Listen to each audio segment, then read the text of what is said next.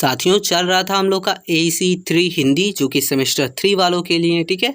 तो उसमें हमने देखा था मॉडल क्वेश्चन पेपर, एक दो क्वेश्चन देखे थे, साथ ही साथ सिलेबस वगैरह कंप्लीट है। तो आपको क्या करना है, डिस्क्रिप्शन में प्लेलिस्ट का लिंक है, आप वहां से जाके सारे वीडियो को एक बार चेकआउट कर लीजिएगा। तो आज की इस वीडियो में हम लोग देखेंगे कि औपचारिक पत्र किसे कहते हैं, उदाहरण सहित परिभाषा लिखिए। क्वेश्चन आपको लग रहा होगा छोटा, लेकिन इस वीडियो के माध्यम से औपचारिक पत्र से रिलेटेड हर एक डाउट इस वीडियो में आपको क्लियर किया जाएगा। इसका महत्व, इसके प्रकार, इसके प्रारूप, हर एक चीज़, ठीक है। तो अगर क्वेश्चन ये आपका एग्जाम में आएगा तो अगर आप ये कर लीजिएगा तो कन्फर्म है आपका नहीं छूटेगा, 15 मार्क्स लेके जाइएगा। तो चलिए शुरू करते हैं। तो सबसे पहले प्रीवियस वीडियो में हमने भी बताया था, लेकिन इस वीडियो में इसका डिटेल में देखेंगे कि औपचारिक पत्र आखिर क्या है। तो देखिए, औपचारिक पत्र एक प्रकार का पत्र होता है दोस्तों, जो कि आधिकारिक या व्यावसायिक उद्देश्यों के लिए लिखा जाता है। इसमें विशिष्ट प्रारूप और भाषा का उपयोग किया जाता है जो कि पेशेवर और सम्मानजनक होती है।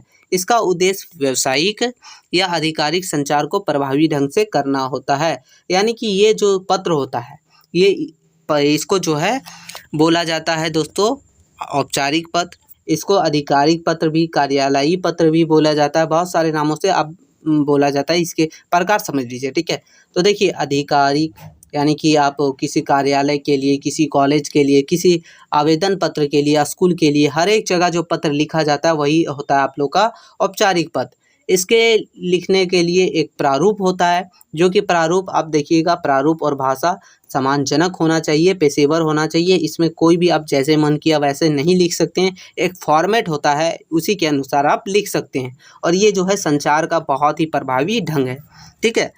तो ये है दोस्तों, चलिए आगे देखते हैं। इसका उदाहरण सबसे पहले आप फॉर्मेट देखिए। देखिए, उदाहरण मतलब कि ये फॉर्मेट है, ठीक है। तो चलिए हम लिख रहे हैं कि एक कंपनी के प्रबंध को लिखे जाने वाले पत्र में औपचारिक भाषा और प्रारूप का उपयोग किया जाता है। देखिए, सबसे पहले आप कंपनी के पास लिख रहे हैं तो कंपनी का पता लिख दीजिएगा, ठीक है। ऐसा रहता फॉर्मेट, वही हम आपको बता रहे हैं। तो ये कंपनी का पता है, फिर यहाँ आप तिथि ऐसे लिखा जाता है, फिर प्रबंधक का नाम और कंपनी का नाम, ठीक है, हो गया। उसके बाद आपको क्या लिखना रहता है, उसके बाद कंपनी का पता लिखना रहता है, फिर आपको लिखना रहता है विषय दोस्तों, यानी कि टॉपिक, सब्जेक्ट लिखना रहता है। तो नौकरी के लिए आवेदन, आपको जिस भी चीज़ के लिए लिखना हो वो विषय आप लिख दीजिएगा। तो ये एग्जाम्पल है, ठीक है, प्रारूप है, फॉर्मेट है। तो ये नौकरी के लिए आवेदन, फिर है प्रिय प्रबंधक, यानी कि जैसे आप लिखते हैं ना महोदय, प्रिय प्रबंधक नाम है तो नाम लिख दीजिए, या तो फिर जो लिखना है, ठीक है। उसके बाद लिखिएगा कि मैं आपके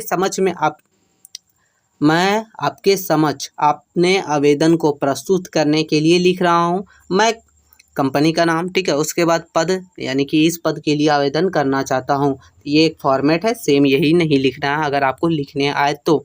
लेकिन अगर आपको ये क्वेश्चन पूछा जाए तो आप ये लिख के एग्जाम्पल में समझा सकते हैं, ठीक है। मैं अपने अनुभव और कौशल के बारे में विस्तार से चर्चा करने के लिए तैयार हूँ। मैं आपको अपने रेज्यूम के साथ संलग्न कर रहा हूँ, यानी कि रेज्यूम के साथ जो है आपको ये लेटर लिख रहा हूँ, कनेक्ट हो रहा हूँ, ठीक है। उसके बाद धन्यवाद, सधन्यवाद, उसके बाद आपका नाम लिखा रहेगा। तो ऐसा रहता है जिसको बोलते हैं औपचारिक पत्र, ठीक है। उसके बाद आप देखिएगा इसके कुछ महत्व भी हैं। क्यों है, क्या है महत्व, तो चलिए इसके कई महत्व हैं दोस्तों। सबसे पहला व्यावसायिक संचार। देखिएगा, औपचारिक पत्र व्यावसायिक संचार का एक प्रभावी तरीका है, जिससे आप अपने विचारों और प्रस्तावों को स्पष्ट रूप से व्यक्त कर सकते हैं, आगे वाला को बता सकते हैं। दूसरा है आधिकारिक रिकॉर्ड। तो औपचारिक पत्र एक आधिकारिक रिकॉर्ड के रूप में कार्य करता है, जो भविष्य में संदर्भ के लिए उपयोगी हो सकता है। तो ये भी इम्पॉर्टेंट है, इसका महत्व।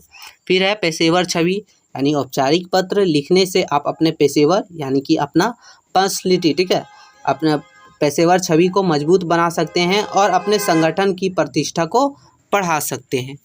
फिर है दोस्तों स्पष्टता और संक्षिप्तता, यानी कि जो औपचारिक पत्र होता है वो स्पष्टता होती है, संक्षिप्तता होती है इसमें, क्योंकि जिसमें प्राप्तकर्ता को संदेश को समझाने में, समझने में आसानी होती है, यानी स्पष्ट लिखा रहता है, संक्षिप्त लिखा रहता है। ये होता है औपचारिक पत्र, ठीक है। अब देखेंगे आधिकारिक अनुरोध इसका होता है। तो औपचारिक पत्र के माध्यम से आप आधिकारिक अनुरोध कर सकते हैं और अपने उद्देश्यों को प्राप्त कर सकते हैं। जैसे कि मान लीजिए आपको आपके मोहल्ले में बिजली नहीं आ रही, बिजली की समस्या है, तो आप अधिकारी को जो है अनुरोध करते हुए उसके पास पत्र लिख सकते हैं और वही पत्र को बोला जाता है औपचारिक पत्र, ठीक है। फिर है व्यावसायिक संबंध। तो औपचारिक पत्र व्यावसायिक संबंधों को मजबूत बनाने में मदद करता है और भविष्य में सहयोग के अवसर प्रदान करता है। फिर ये हो गया दोस्तों, इसके हैं ये महत्व या फिर विशेषताएं भी बोल सकते हैं। फिर है निष्कर्ष। निष्कर्ष क्या है? तो औपचारिक पत्र एक महत्वपूर्ण साधन है जो व्यावसायिक संचार को प्रभावी ढंग से करने में मदद करता है। इसके माध्यम से आप अपने विचारों और प्रस्तावों को स्पष्ट रूप से व्यक्त कर सकते हैं और अपने व्यावसायिक उद्देश्यों को प्राप्त कर सकते हैं। तो साथियों ये था, क्योंकि इस वीडियो में हमने देखा औपचारिक पत्र क्या है, इसके महत्व, इसके जो है प्रारूप देखें, ठीक है, इसका निष्कर्ष देखा और क्यों इतना ज़रूरी है ये, आखिर ये क्या चीज़ है, हर एक चीज़ देखा, ठीक है। तो अगर क्वेश्चन आए एग्ज़ाम हॉल में तो आप इसे एकदम नहीं छोड़िएगा, ठीक है। और इसका PDF आपको अभी नहीं मिलेगा क्योंकि इसका आपको मिलने वाला है गैस पेपर, तो थोड़ा वेट कीजिए। तो फिर मिलते हैं नई वीडियो में, तब तक के लिए जय हिंद साथियों।